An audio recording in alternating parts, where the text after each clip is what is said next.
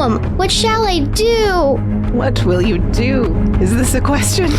Show that you know the poem and remind them what a poem it is. Well, you know what you must do. Go, confront the problem, fight, win, and call me when you get back, darling. I enjoy our visits. Welcome to the Poetry Dojo, where we learn to know our poems. and learn to wield them to fight and win. Today we are considering The Last Trump by Banjo Paterson.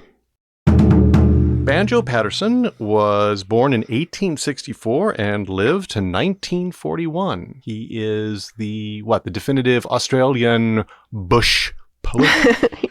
So much so that I think he's on the Australian $10 note with The Man from Snowy River. Oh, neat. Yeah. That's a good movie. He wrote the poem, which is not like the movie. Inspired by the poem. Somebody read his poem and then said, I should make an Australian movie, and then they made the movie. It was great. It's a good time. He also wrote the Australian national anthem, of course. Oh, wow. Waltzing Matilda. He adopted the name Banjo from a family racehorse. Oh, really? Yeah. Huh.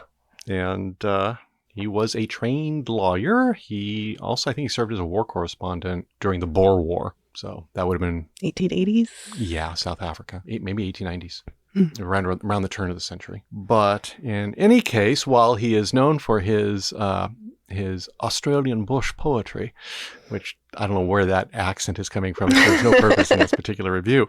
For the poem we're considering today, he stepped away from that to deal with the high-stakes realities of friendly card games.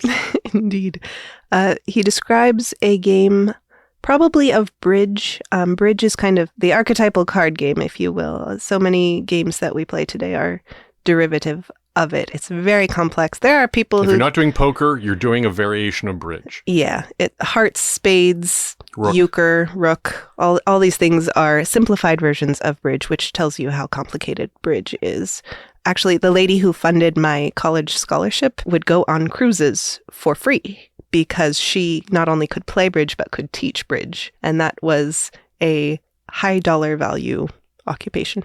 Wow. Yeah, so bridge is complex, but if you've played any of these sort of derivative games, you have some concept. There's tricks where you want to either win the right number of tricks, where everybody has played a card. Cards from other people have played at a given cycle of the game. Somebody leads, and usually you have to follow suit. You have to play what they played. But if you don't have what they played, then you can play anything you want, which allows you to make trouble for them. There's generally or often a trump color or suit, and that declared suit or color is dominant over everything else in that game. And it's timing the play of those cards, of the trump cards, is critical to success. Because you need to control not only which tricks you take, but what else is in those tricks? What are your opponents playing? If you have a partner, as you would in euchre, what are they playing so that you can make sure you're getting the right number of points?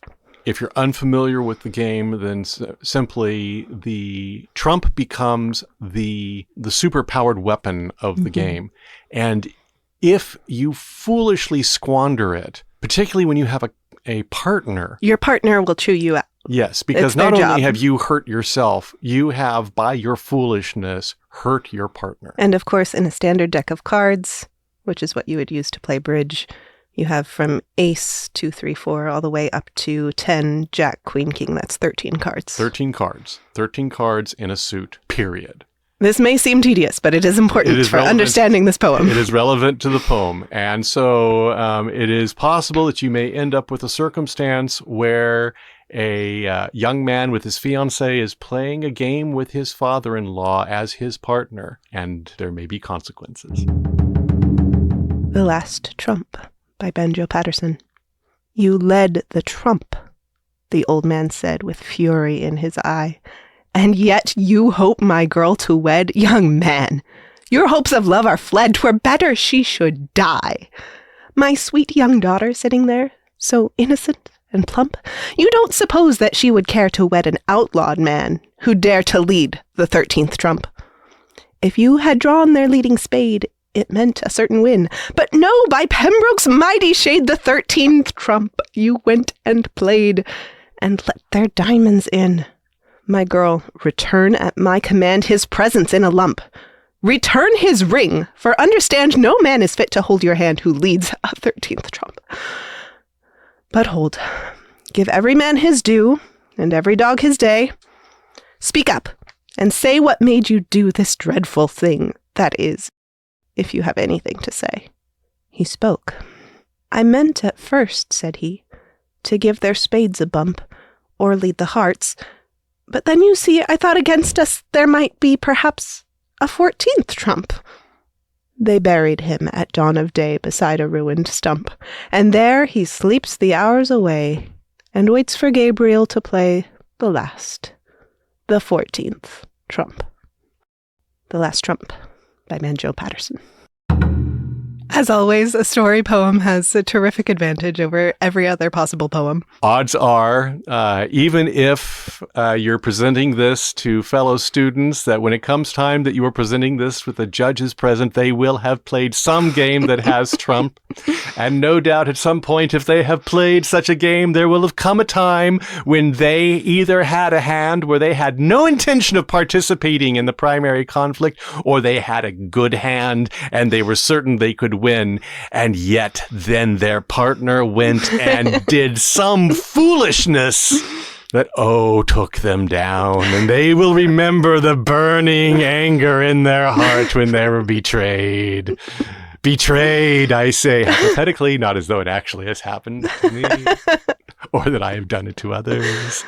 I've certainly done it to myself. In Game of Hearts, there's no partners, but you can still miscount and do that betrayal to yourself for the benefit of no one else. You should have said I was trying to shoot the moon. I was trying to shoot the moon, yeah. In any case, yes, this is a comedy story, and just go in with it, and I think the judges will have a good time, and that may give you the win. I highly recommend looking into other poems by Banjo Paterson. He has a sort of lilt that you find in like Scottish poetry, but also kind of the ruggedness of the American frontier, because of course this is Australia. It's basically Scotland in the American frontier, except nature is trying to kill you 4 times more even than in the American frontier. With venom. With venom.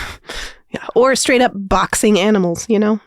Thank you for tuning in. This has been a Diecast Media Group production. Please recommend us to friends, family, relations, prospective in-laws, but not your competitors. Please feel free to email us with questions at poetrydojo@diecastmediagroup.com, and tune in next time for another exciting episode and another fine poem.